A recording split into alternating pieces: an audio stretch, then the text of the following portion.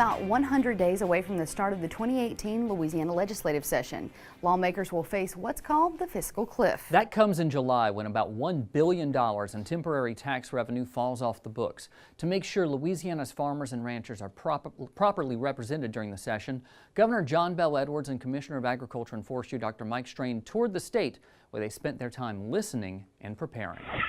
Two locations with a similar turnout and concerns. On the left, agricultural leaders from around East Feliciana Parish meet at Dennis Oquen's camp in Slaughter.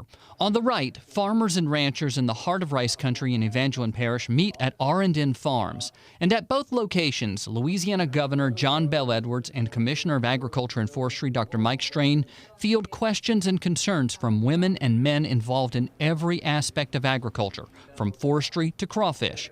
The goal is act on each concern individually. Identify the problems we can fix, identify those problems we need to work on and try to fix, and then identify those problems that we can't fix but maybe we can influence. In other words, those that are in local or federal jurisdictions. Louisiana Farm Bureau Livestock Committee member Amelia Kent sees the value in having leaders listen. There are some very large hurdles that agriculture and forestry both are facing, and I do think that this tour is allowing both the governor and the commissioner strong insight from the people that their decisions directly influence. In Evangeline Parish, Louisiana Farm Bureau 3rd Vice President Richard Fontenot hosted Governor Edwards and Dr. Strain. Anytime we can advocate for agriculture, much less locally at my home with my peers and throughout the community, and get the governor involved, I think it's an asset to not only our operation, our community, but to our state as a whole. Governor Edwards knows the upcoming Louisiana legislative session will be contentious.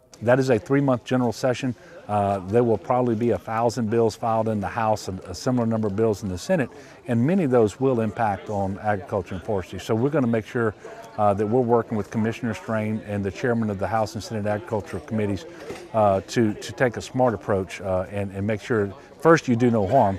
Secondly, you help where you can. Louisiana Farm Bureau President Ronnie Anderson says that's what the Farm Bureau is for, to help decision makers know the issues important to agriculture. Our organization and the people that we're involved with within our organization are good at finding technical corrections to whether it be a row crop issue or a drainage issue or a wetland issue or whatever it might be.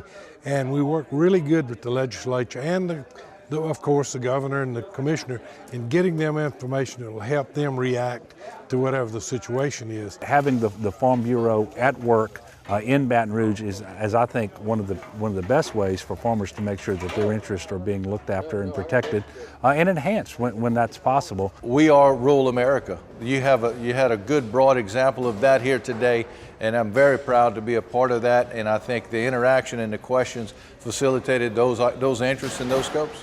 The 2018 Louisiana legislative session begins on March 12th. Obviously, the issues just heard about will be discussed at the state capitol. To keep up with what's going on during the legislative session, you can sign up for the Louisiana Farm Bureau's Grassroots Government newsletter. You'll get weekly reports during the legislative session on the issues you need to follow. We'll put a link on our website where you can sign up. That's twilatv.org.